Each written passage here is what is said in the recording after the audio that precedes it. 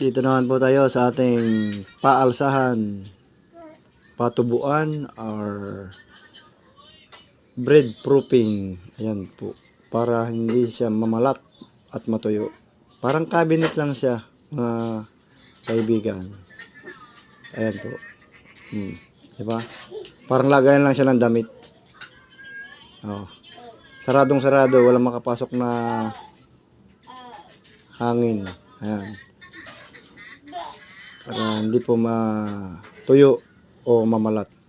Safety. Ayan.